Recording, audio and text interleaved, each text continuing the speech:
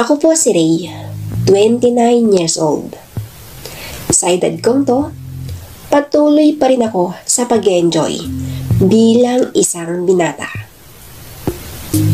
Ayaw ko pa kasing humawak ng isang responsibilidad. Dahil na rin siguro sa mga nakikita at napapansin kong mga buhay ng may asawa ngayon. Kaya, nagkaroon na rin ako ng takot para harapin ang buhay na masasabi kong iilan lang ang humahantong sa happy ending. At pati nga yung mga kapatid ko, ganon din ang mga nangyayari sa mga buhay nila. Sa umpisa, masaya at mainit. Halos ayaw maghiwalay nun. Laging magkadikit. Pero, umabot lang ng ilang taon na ganon ang kalagayan ng mga relasyon nila. Nung matagal na silang nagsasama, nanlamig ang isa sa kanila. Hanggang sa tuluyan nang nasira ang binuo nilang pamilya. Kaya, okay na muna yung ganito ako.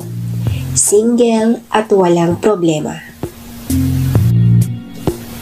Nagkaroon naman ako noon ng karelasyon. Kaya lang, hindi nagtagal. Dahil hindi siya marunong makontento. Hindi pa sapat yung isang lalaki sa kanya. Pinagsabay niya noon ang dalawang lalaki. Ang masakit, yung pinsan ko pa ang napili niya. Dahil nasaktan ako noon, nung nalaman kong pinsan ko ang kasama kong lumalangoy sa batis ng naging GF ko. Nagpasya akong pumunta sa bahay ng mga kamag-anak namin dito sa Laguna. Nung pumunta ako dito, nagtataka yung mga kamag-anak namin dahil hindi nila inaasahan ang pagpunta ko sa bahay nila. Para hindi sila magtaka, sinabi ko sa kanila yung dahilan kung bakit ko naisipang pumunta sa bahay nila. Nung nalaman nilang dahilan, yung mga ibang pinsan ko, tinawanan lang ako. Yung mga ibang pinsan ko naman, naawa sila sa akin. At si Kuya Joel, isa siya sa mga naawa sa akin. At para daw makalimutan ko ang nangyari sa akin, isasama daw niya ako sa kanyang pinagtatrabahuan bilang isang construction worker. Sa sinabi ni Kuya Joel, labis-labis akong nasiyahan. Nung naging maayos ang pag-uusap namin ni Kuya, kinaumagahan, sumama na ako sa kanya.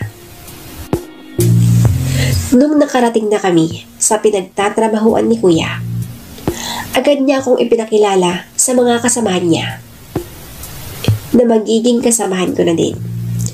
Mabait ang mga kasamahan ni Kuya Joel, kaya hindi rin ako nahirapan na mag-isama sa kanila. Hindi naman kasi ako yung taong mahirap pakisamahan, kaya agad ko namang napapalagayan ng loob ang mga naging kasamahan ko. At dahil pala kaibigan ako, isa sa mga naging kaibigan ko ang kasamahan din namin. Siya si Resty. Si Resty ay halos magkasing edad lang kami. 24 din siya. Ang pinagkaiba lang namin, may asawa siya.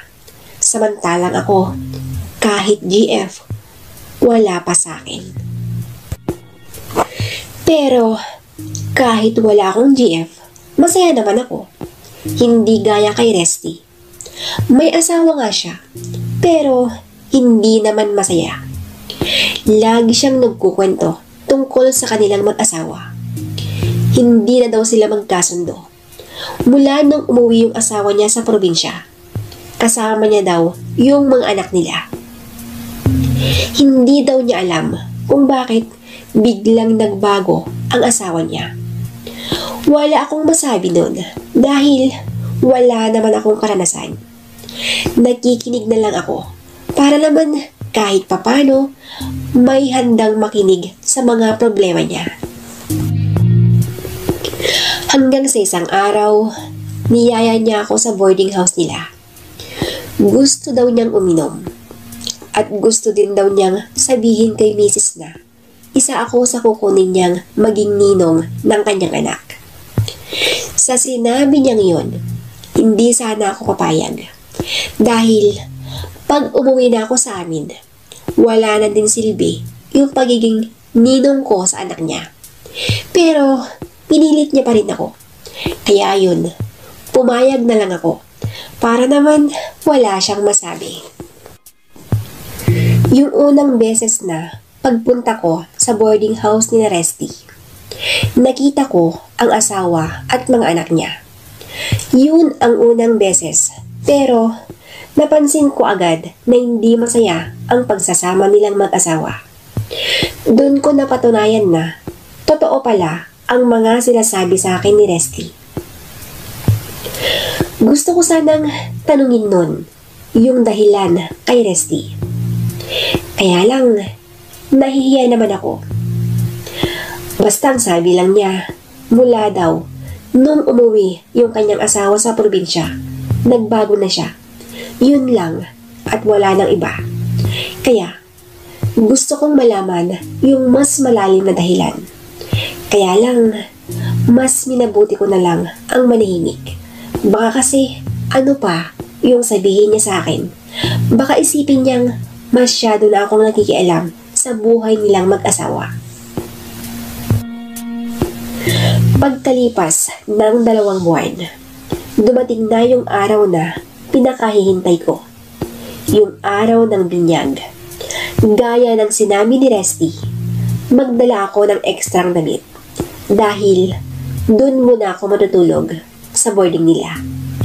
May kalayuan kasi yung boarding nila sa bahay ng pinsan ko. Dahil ganon ang sinabi niya, nagdala ako ng mga damit. Dahil alam kong mapapasabak na naman ako sa inom. Nung araw na pumunta ako sa boarding ni Resty, nagpaalam ako sa pinsan ko na hindi ako makakauwi. Ang sabi naman niya, mag-ingat daw ako. Ang sagot ko naman, huwag kang mag-alala pinsan, mag-iingat ako. Nung nakapagpaalam na ako sa pinsan ko, agad na akong umalis. At nung nakarating na ako sa boarding nila Resty, nakabihis na rin silang lahat. At tila ako na lang yung hinihintay nila. At hindi ko kasi alam yung simbahan na pupuntahan nila. Kaya hinintay nila ako. Nung time na yun, agad na kaming pumunta sa simbahan. At nung nasa loob na kami ng simbahan, hindi sinasadyang magkatabi kami sa magiging kumari ko na si Arnie. Hindi maiwasan na magkasagian yung aming mga katawan dahil maraming mga tao sa loob ng simbahan. Dahil maraming mga tao nung time na yun, hindi talaga maiwasan na magkadikit ang aming mga katawan. At nung magkadikit ang aming mga katawan, may iba akong naramdaman. Alam kong malaking kasalanan ang nararamdaman ko. Lalo na at nasa loob pa kami ng simbahan. Pero hindi naman ako manhid. Lalo na at alam kong hindi na masaya sila Arnie sa asawa niyang si Resty. Nung nasa loob na kami ng simbahan, parang may kuryenteng gumapang sa aking katawan. Alam kong mali ang nararamdaman kong yun. Kaya lang, hindi ko naman mapigilan yung sarili ko. Alam kong kasalanan yung nararamdaman kong yun. Dahil asawa siya ng magiging kumpari ko. At nasa loob pa kami ng simbahan. Nung mag-umpisa ng binyag, parang wala akong narinig sa mga sinasabi ng pare. At wala akong naintindihan sa lahat ng mga sinabi niya. Basta, ang nararamdaman ko na lang, ang mas lalo kong iniintindi. Natapos ang binyag na may nabuong pagnanasa para sa kumari kong sila Arnie. Hindi naman sinasadyang lahat. Nagkataon lang na sa kanya ko naramdaman yun.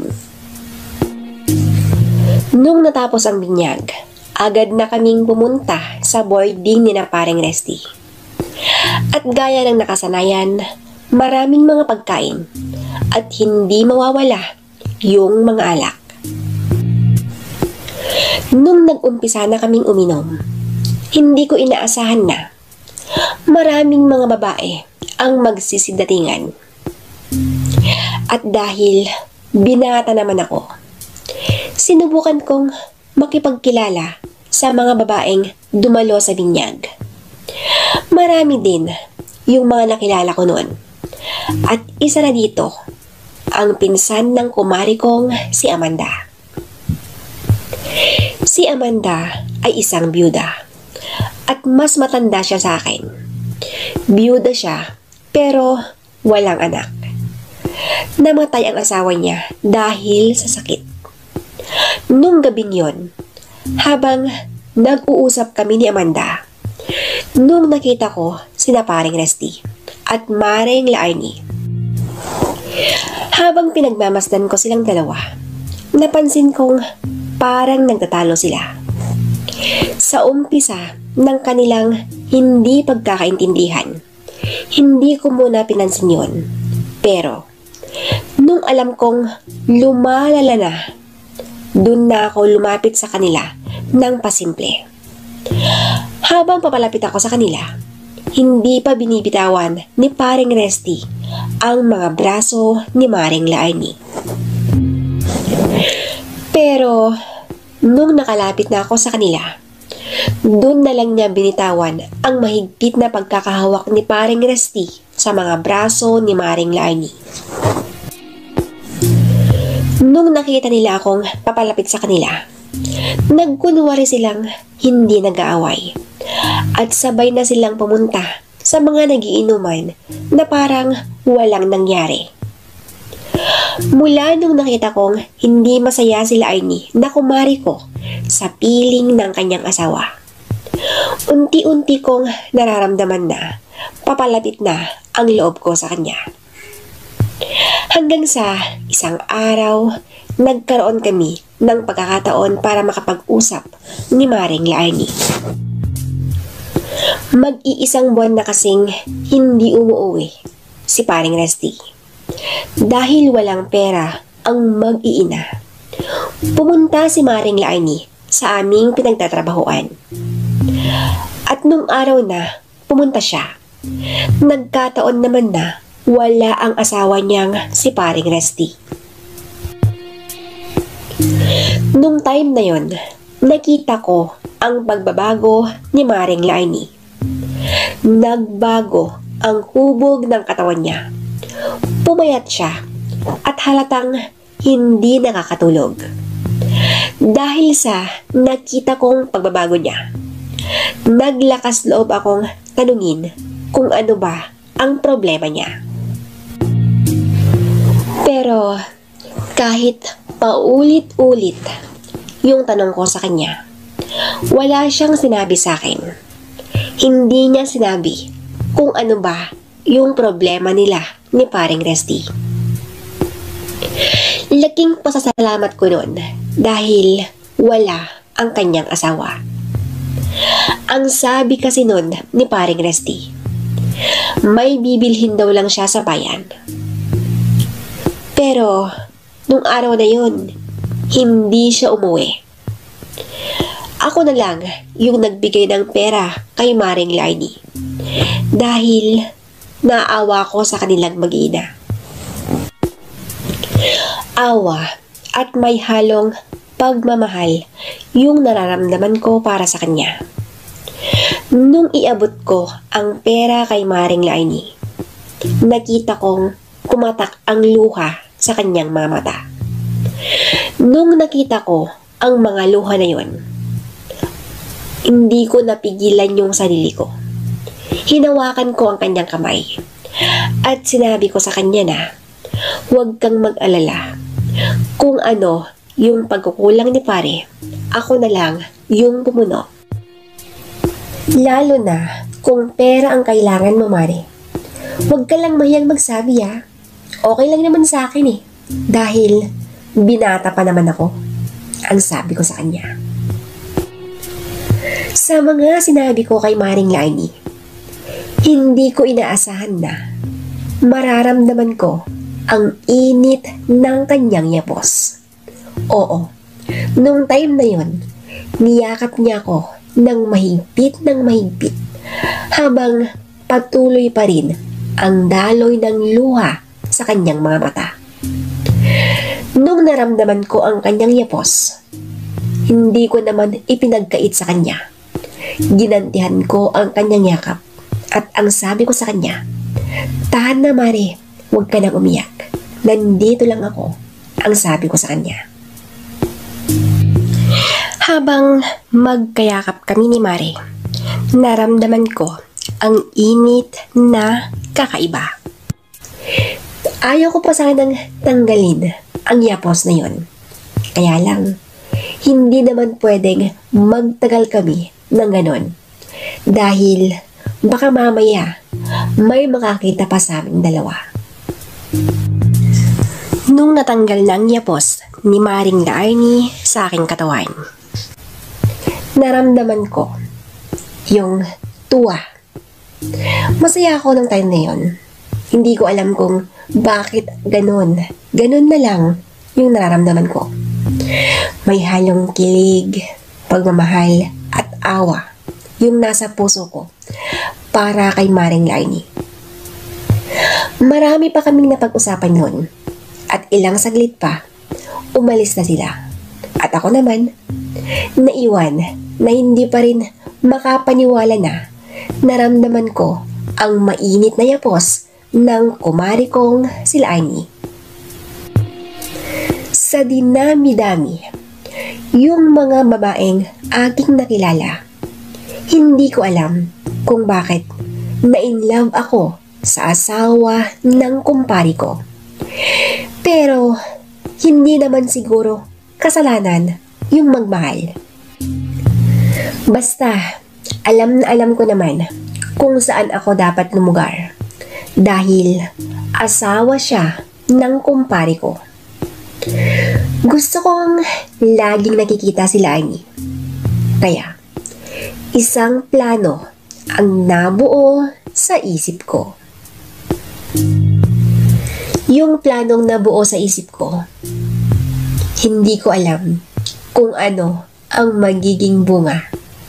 Basta, ang gusto ko lang, lagi kong nakikita ang kumari kong si Lainey para mabantayan ko siya at para naman maibigay ko yung mga pangangailangan niya dahil malaki na yung pagkukulang ng kanyang asawa na si Paring Resty. Nung may planong nabuo sa isip ko, agad kong tinawagan ang kumpare kong si Paring Resty. Tinanong ko siya kung may bakanteng kwarto pa doon sa inuupahan nila. Ang sagot naman niya, ako na lang daw yung pupunta doon para kausapin yung may-ari. At tinanong ko na din kung bakit hindi siya bumalik sa trabaho. Ang sagot naman niya, nilipat daw siya sa ibang project. Medyo malayo daw yun.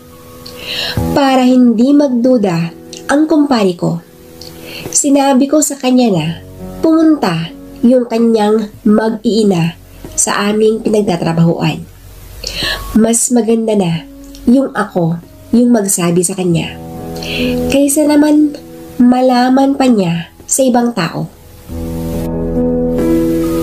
Ang alam ko nun, magagalit siya dahil sinabi kong ako muna yung nagbigay ng pera sa asawa niya. Natuwa siya at nagpasalamat. At ang sabi niya, pare, kung may kailangan ng pamilya ko, ikaw muna ang magbibigay ha. Di bale, babayaran ko na lang kung magkano yung makukuha nila, ang sabi nito. Huwag mong isipin yun pare. Para saan pa yung pagiging magkaibigan at ang ating samahan pare. Huwag kang mag-alala. Kung ano yung pagkukulang mo sa pamilya mo, ako na yung bahalang pumuno.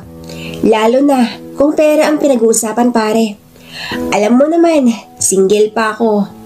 Ang sabi ko kay paring Resty. Ang bait mo naman, pare. Sana huwag kang magbago. Buti na lang at isa ka sa mga ninong ng anak ko. Salamat, pare.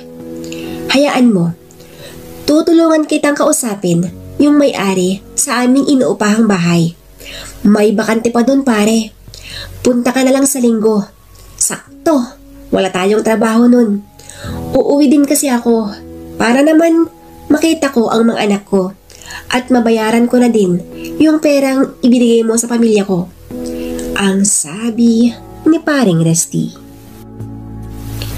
Sa mga sinabi ni paring Resty, labis akong nasiyahan dahil tutulungan niya ako para mapalapit na ako ng husto sa kanyang asawa. Natatakot man ako sa aking plano, pero hindi na magbabago pa ang isip ko. Kahit alam kong mahirap at alam kong malaking kasalanan yung plano ko, hindi ko na kayang iwasan pa ang kumari kong sila Arnie. Pagkatapos naming nag-usap ni paring Resty, si Kuya Joel naman yung kinausap ko. Sinabi ko sa kanya yung plano ko.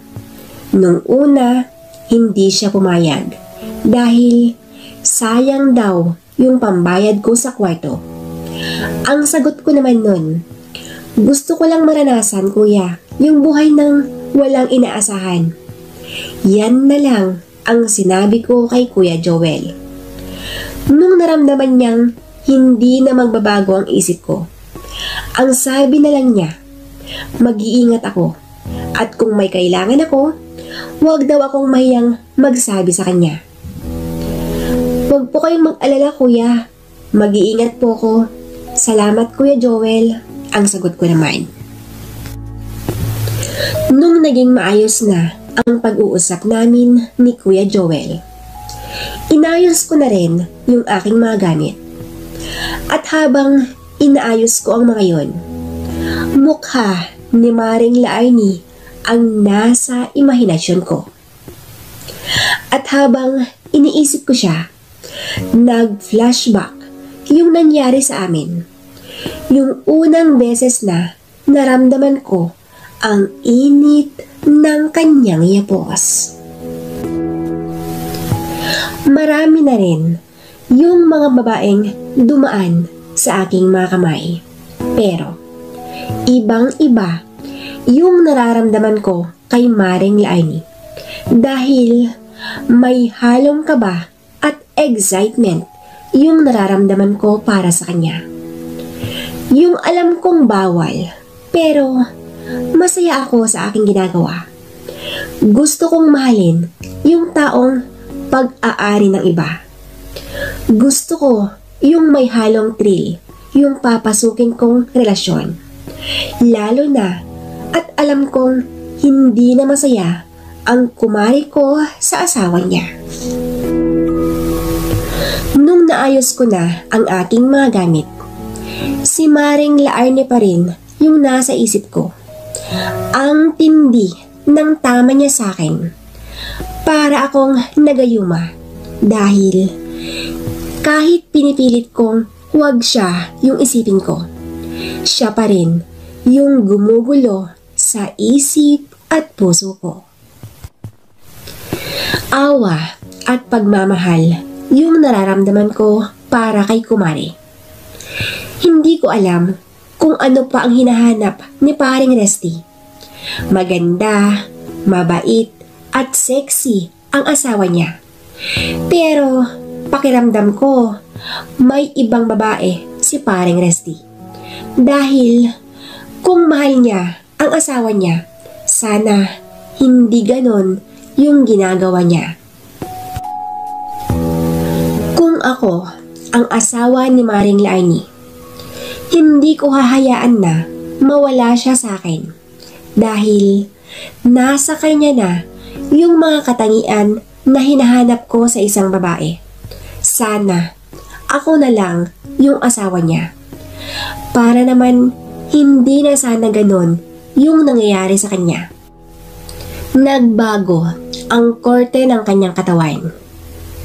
Nagbago na ng tuluyan si Maring Lainey. Noon, masayahin at palangiti. Ngayon, halos hindi na siya ngumingiti dahil sa kanyang asawa. Pero, gagawin ko ang lahat-lahat. Mapasa akin lang ang babaeng pinagkaitan ng pagmamahal at atensyon ng kanyang asawa. Para naman mapaligaya ko siya at para maramdaman niyang isa siyang espesyal na babae. Habang iniisip ko ang kumare at kumpare ko, nung biglang tumunog ang cellphone ko. Nagulat ako noon dahil si Paring Resty ang tumatawag. Nung sinagot ko ang tawag ni Paring Resty, boses ng babae ang narinig ko. At nung time na yon, parang pagod na pagod sila. At ang sabi ng babae, "Grabe ka naman, Han. Parang nasabik ka ng husto ah. Nung isang araw lang ako nandito, grabe ka talaga. Pinagod mo ko." Pasensya ka na, Han. Ganun siguro talaga kung mahal mong isang tao. Kasalanan mo din kasi, Han. Nagpamiss ka ng sobra. Alam mo naman na palagi kitang hinahanap-hanap. Kahapon pa kita pinapapunta dito. Ayaw mo eh. Sorry na, Han. I love you. Ang sagot ni Paring Resty. Nagtatambo bang honey ko? Sorry na, Han. Pasensya na. Di bale. Babawi ako ngayon sa'yo. Magsawa ka ngayon, Han. I love you too. Ang sagot ng babae. Paano ka naman babawi, Han? Linggo na bukas. Uuwi na ako para hindi magdudang asawa ko. Alam mo, kahit hindi ko na mahal yun, obligasyon ko pa rin na kumustahin sila. Ilang araw na akong hindi nakakauwi. Lalo na yung mga bata. Kailangang hindi naman mailayo yung loob nila sa akin. Ang sagot naman ni Paring Resty. Sa lahat ng mga narinig kong pinag-usapan nila, nirecord ko lahat yung mga yon. Kaya pala, ganon ang ginagawa ni Paring Resty sa asawa niya dahil may babae na siya. Nung hindi ko na narinig ang mga boses nilang dalawa, agad ko nang in-off ang cellphone ko. Sa narinig kong yon, si Maring Lainey ang naiisip ko. Ano na lang kaya ang mararamdaman niya kung malaman niya ang ginagawa ni Paring Resty? Dahil sa ginagawa ng kumpare ko, lalo pa akong nahikayat na dun muna ako sa boarding house nila tumira. Hanggang sa dumating na yung araw na napag-usapan namin ni Paring Resty. Gaya nga ng aming napag-usapan noon, tutulungan niya akong makausap ko ang may-ari sa inuupahan nilang kwarto. At dahil alam ko na yung inuupahan nila, hindi na ako nagpasundo kay Paring Resty. Maaga akong umalis noon sa bahay ng pinsan ko para maaga akong makarating sa inuupahan ni na Paring Resty. Ang alam ko noon, nakauwi na siya. Pero nung nakarating na ako sa boarding nila, si Maring Lainey lang ang nandun kasama ang kanilang mga anak. Nung hindi ko nadatnan si Paring Resty sa kanilang inuupahang kwarto, agad ko siyang tinawagan at ang sabi niya, baka daw gagabihin siya. Sa sinabi niyang yon, nasiyahan ako ng sobra. Dahil nabigyan kami ng pagkakataon para makapag-usap ni Maring Lainey. Ang sabi nun ni pare, hintayin ko na lang siya at doon na lang ako sa kwarto nila matulog. Sa sinabi niyang yon, hindi na ako tumanggi pa. Magpapakipot pa ba ako eh? Yun naman talaga ang gusto kong mangyari. Nung natapos na ang pag-uusap namin ni pare, tinulungan ko si Maring Laini para ihanda namin yung mga pagkain sa hapunan. At habang nasa kusina kami, hindi maiwasan na magkasagian ang aming mga katawan. Nung ganon ang nangyari, parang normal na sa amin yun. Hindi naman kasi namin maiwasan pag magkasagian na. Masaya kaming nag-uusap nun sa kusina nung biglang natahimik si Mare. Hindi ko alam kung bakit bigla siyang hindi kumibo at bigla siyang nalungkot. Nung napansin kong malungkot si Maring Laini, tumabi ako sa kanya habang nagluluto siya at tinanong ko kung ano ba ang problema niya. Ang sagot naman niya, problema daw niya ang kanyang asawa. Dahil hindi man lang daw kasi tumatawag yung kanyang asawa at hindi man lang niya maalala yung kanilang mga anak. Ang sagot ko naman nun, Mare, baka busy lang sa trabaho si pare. Huwag kang mag-isip ng ganyan. Pabait naman si paring Resty. Ang sagot ko kay Maring Laini. Huwag mong pagtakpan ng kumpare mo. Alam kong alam mo na ang lahat. Ang sagot nito. Anong alam ko ng lahat, Mare? Hindi kita maintindihan. Ang sagot ko. Hayaan mo na. Kalimutan mo lang sinabi ko. Halika na, kain na tayo. Pakitawag na lang yung mga bata. Ang sagot niya. Sige Mare, ako nang bahala. Ako nang bahala sa mga anak mo. Ang sagot ko naman. Tinawag ko ang mga bata at nag-umpisa na kaming kumain. At habang kumakain kami, palihim kong pinagmamasdan ang kumari ko. At habang pinagmamasdan ko siya, naglalakbay na ang aking isipan. Nahawakan ko na ang katawan ni Mare sa aking imahinasyon. Napapangiti ako habang iniisip ko yon. At talagang nag-init ang katawan ko. Lalo pang uminit yung nararamdaman ko nung naramdaman ko ang paa niya sa ilalim ng lamesa. Lihim akong napapakagat labi nun dahil talagang ramdam na ramdam ko siya. Pero yung init na yon biglang humupa at tuluyan nang nawala dahil biglang tumunog ang cellphone ko at si paring Resty ang tumatawag. Habang pinagmamasdan ko ang cellphone ko na si pare ang tumatawag, nakaramdam ako ng kaba. Kaba dahil pinagnanasahan ko ang kanyang asawa. Pero kinausap ko siya nang parang wala lang. Hindi ako nagpahalata sa kanya. At ang sabi niya nun, hindi raw siya makakauwi. Bukas na lang daw siya uuwi. Sa sinabi niyang iyon, lihim na naman akong nasiyahan dahil pumapabor sa akin ang pagkakataon. Pero sa kabila ng saya na aking nararamdaman, ganun din ang kabaliktaran na nararamdaman ni Maring Laini dahil binabalewala na siya ng kanyang asawa. Habang pinagmamasdan ko ang kanyang maamong mukha, nakaramdam na naman ako ng awa para sa kanya. Agad kong pinutol ang pag-uusap namin ni paring Resty. At ang sabi ko nun sa kanya, huwag kang mag-alala pare, ako nang bahala sa pamilya mo, ang sabi ko.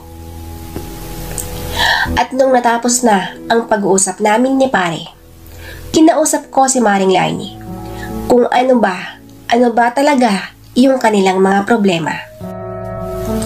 Alam mo pare, ayaw ko na sanang sabihin ito sa iba dahil ito yung sekreto namin ng asawa ko. Ayaw namin na may ibang makakaalam. Ayaw namin na malaman ng mga tao ang sekreto namin na itinago namin ng ilang taon. Kaya lang, hindi ko na kaya pare. Kaya, sasabihin ko na rin sa'yo. Pero, ipangako mo muna sa akin na ikaw lang ang makakaalam at wala nang iba. Ang sabi ni Maring Lani. Sa sinabing yon ni Maring Lani, napapaisip na ako dahil may sekreto pala silang tinatago. Dahil gusto kong malaman ang kanilang sekreto. Sinabi ko sa kanya na, huwag kang mag-alala, Mare. Hindi ko sasabihin sa iba ang sekreto niyong matagal niyong tinatago. Ang sabi ko. At sa sinabi kong yun, sumagot naman siya ng, sige pare, kumain muna tayo. At pagkatapos natin kumain, sasabihin ko na lahat sa'yo. Ang sagot niya. Kahit masarap yung mga pagkain sa aking harapan, hindi na ako nakaramdam ng gutom noon. Dahil gusto ko nang malaman ang sekretong iniingatan nila. Pagkatapos namin kumain, tinulungan ko si Mare para ayusin ang aming mga pinagkainan. At habang naghuhugas nun si Mare, pasulyap-sulyap ako sa kanyang likuran na talagang pinagpala talaga. Kahit may mga anak na sila, hindi pa rin maikukubli ang hubog na napakagandang katawan ni Kumare. Habang nakatayo ako sa kanyang likuran, para akong namamagnet at hindi ko kayang pigilan yung sarili ko. Hanggang sa tuluyan ng magkadikit ang aming mga katawan.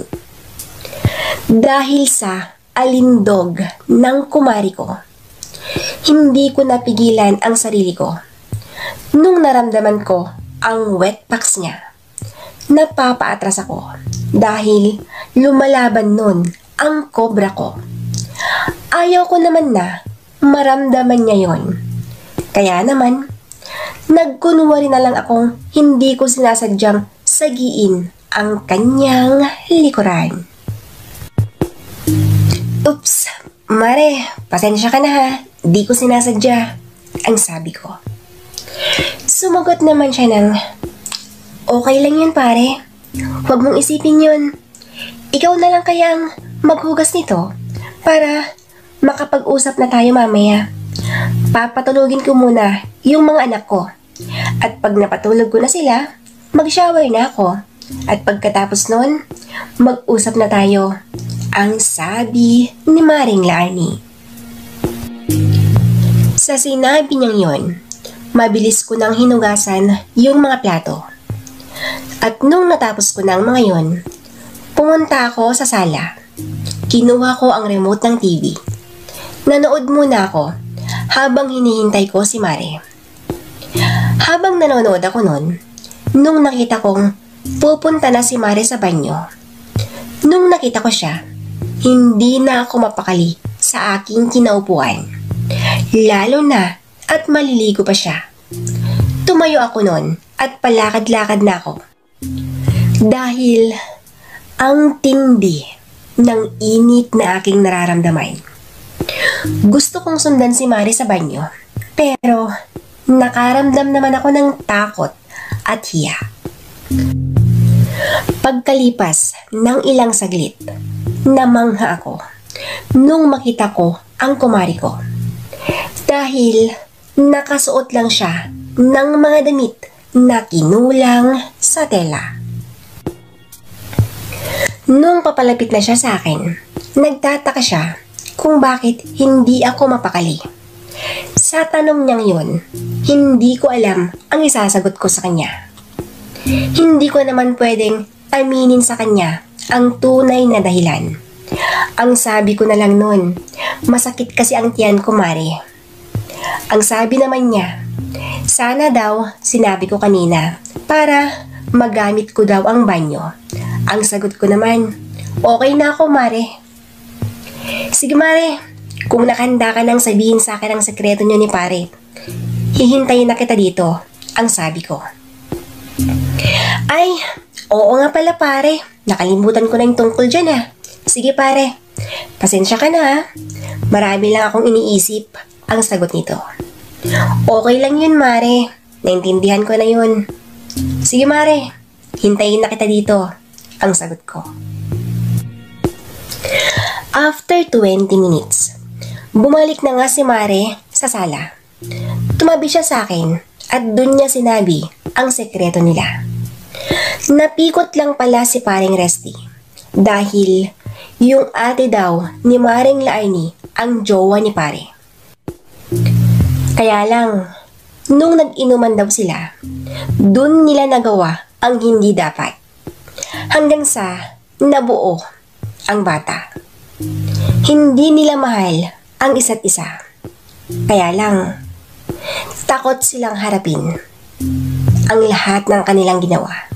Kaya, nagtanan sila at doon sila tumira sa lugar na walang nakakakilala sa kanila.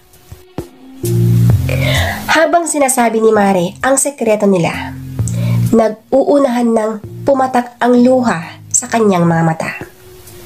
Dahil naaawa ako sa kanya, doon ko na siya niyakap at pinaramdam ko sa kanya ang init ng yakap ng isang taong handang tanggapin at ipaglaban siya sa lahat ng oras. Nung niyakap ko siya, hindi ko inaasahan na gagantihan niya yon ng mas mahigpit at mas lalong bumuhos yung kanyang mga luha. Habang magkayakap kami, nung dahan-dahan kong tinanggal ang yapos na yon, tinitigan ko ang kanyang maamong mukha. Dahan-dahan kong pinadapo ang halik sa labi niya. Nung ganon ang ginawa ko, nakapikit si Mare. Hinawakan ko ang dalawang kamay niya at naramdaman kong nanlalamig ang mga ito. At parang takot pa siya. Dahil naramdaman kong takot siya, mas minabuti ko na lang na wag nang ituloy yung naumpisahan namin. Kaya lang, parang gusto niyang ipagpatuloy yung aming naumpisahan. Dahil naramdaman kong gusto niyang ipagpatuloy ang eksenang yon. Hindi ko siya binigo. Pero, bago namin ginawa ang lahat-lahat, tumayo muna ako para i-double check ang pinto. Nung na-double check ko na ang pinto, pumasok siya sa kwarto at kumuha siya ng banig at unan. Inilatag niya yon sa sala at doon na kami pumwesto. Nakatayo kami nun at parang nagkakahiyaan na kung sino ba sa amin ang unang gagawa ng first move. Lalo na at nakahanda na ang banig para sa matinding sagupaan. Nung pareho kaming nakatayo, hindi namin alam kung sino sa aming dalawa ang unang gumalaw. Bilang isang lalaki, ako na yung nag-first move. Sayang kasi yung pagkakataon para sa aming dalawa. Hinawakan ko ang mga kamay ni Mare at naramdaman kong nanlalamig pa ang mga yon. Gumawa muna ako ng konting pasakalye bago ko ginawa ang nararapat para sa kanya. Oo, nung time na yon, pinaramdam ko kay Kumare ang lahat-lahat. Ako, yung pumuno sa pagkukulang ni Pare. Ako ang nagbigay ng saya na hindi kayang ibigay ng kanyang asawa. Pero, habang ginagawa namin ang isang bagay na alam namin na masisiyahan kami, nung napansin kong malungkot siya, kaya naman, tinanong ko siya kung bakit siya malungkot. Ang sagot naman niya, hindi naman ako malungkot pare. Sa katunayan, masayang-masaya ako. Kaya lang, natatakot lang kasi ako. Baka kasi mabuntis mo ako pare. Hindi naman sa ayaw kong makabutin tayo. Kaya lang, Maliliit pa yung mga anak ko pare, ang sagot niya. Yun lang palang dahilan kung bakit ka malungkot. Huwag kang mag-alala. Gusto kong mag-enjoy tayong dalawa. Ayaw ko ng problema. Ayaw kong dagdagan yung iniisip mo. Kaya, huwag mong isipin yan. Mag-iingat tayo, ang sagot ko. Sa sinabi kong yon, yung mukha niyang malungkot kanina, napalitan yon ng saya. At nakikita ko na sa mukha niyang nag-e-enjoy na siya. Ginalingan at talagang binigyan ko siya ng isang alaala na hindi niya makakalimutan. Napapapikit at napapakapit na siya kung saan-saan habang ginagawa ko ang bagay na alam kong nasisiyahan kaming pareho. Sobrang saya ko dahil sa kauna-unahang pagkakataon na naangkin ko ang kumari ko, masasabi kong nag-enjoy talaga ako. Nung natapos na kami, pumunta na siya sa kwarto nilang mag-iina at ako naman naiwan sa sala. At napapangiti na lang ako dahil nakuha ko din ang kumari ko. Kinabukasan, halik ni Mare ang gumising sa akin. At dahil sa halik na yon, muli na naman namin ginawa ang isang panakaw na sandali. Nung natapos ang panakaw na yon, nakarinig kami ng sunod-sunod na katok. Kaya naman, mabilis naming inayos ang aming mga sarili. Nung nakabihis na si Mare, binuksan niya ang pinto at si paring Resty ang dumating. "Oh pare, mukhang busy ka sa nilipatan mo ah," ang sabi ko. "Oo nga pare, hindi ko inaasahan na ganun pala kadami ang trabaho dun. Alam mo pare, sa katunayan, ayaw pa sana ng boss ko na umuwi ako. Pero ang sabi ko sa kanya, kailangan kong bisitahin yung mga anak ko," ang sagot naman niya. Sa sinabing yon ni paring Resty, halatang hindi na mahalaga ang asawa niya dahil yung mga anak lang niya ang binanggit niya. At habang nag-uusap kami, nung napansin ko ang marka sa kanyang leeg at halatang babae ang may gawa. Pasimple ko siyang tinanong kung ano ba yung nasa leeg niya. Hindi niya sinabi na babae ang may gawa. Pero, yung ngiti at kindat niya, alam na alam ko na. Dahil sa ginagawa ni paring Resty, naisipan kong dun na lang ako sa kwarto nila. Sasabihin ko sa kanila na dun na ako magpapagawa ng kwarto. Para naman, hindi na ako lumayo kay Mare. At dahil alam ko na ang sekreto ni pare, hindi na siya nakatanggi nung sinabi kong dun na ako. Kinausap namin ang may-ari sa paupahan na yon at pumayag naman siya. Nung araw din yon, naayos ang kwarto ko. At sa aking pamamalagi sa kwarto ng mag-asawa, dito ko napansin na wala ng love sa kanilang dalawa. Hanggang sa isang araw, napagkasunduan namin na uminom kami. Kaarawan ko nung time na yon. Tinawag namin si Maring Laarni. Nag-inuman kaming tatlo. At habang nag-iinuman kami, malagkit na ang titig ko sa asawa ng kumpari ko. At nararamdaman kong ganon din siya sa akin. Hindi na kontrol ni paring Resty ang uminom. Kaya, mabilis itong tinamaan ng alak. Nakayuko na siya nung time na yon. Pasimple kong kinagat ang labi ko habang nakatitig ako kay Mare.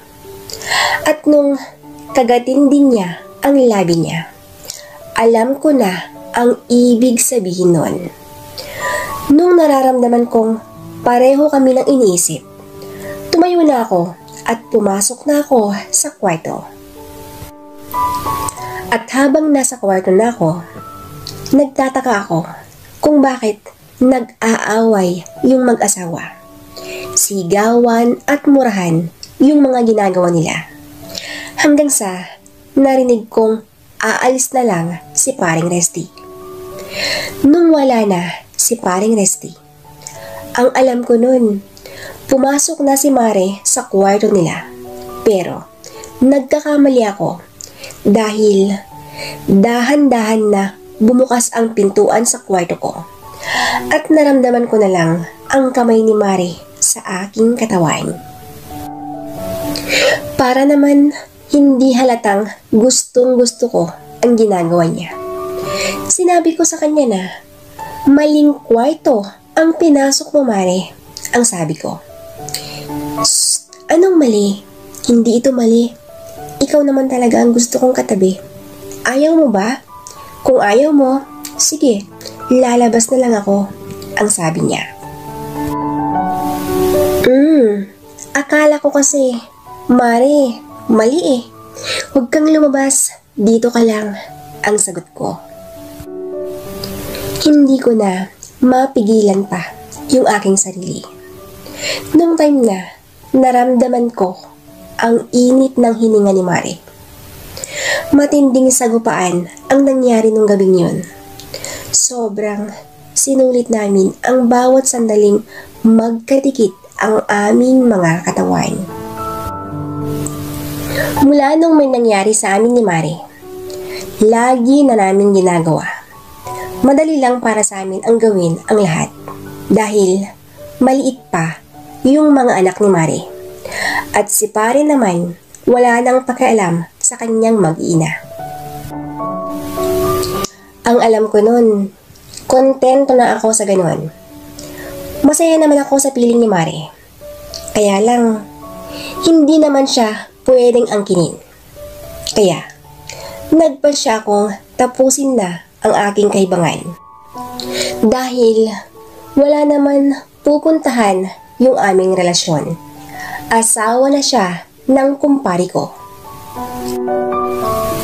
Kinausap ko ng maayos si Mare. Pumayag naman siya na itigil na namin ang aming ginagawa.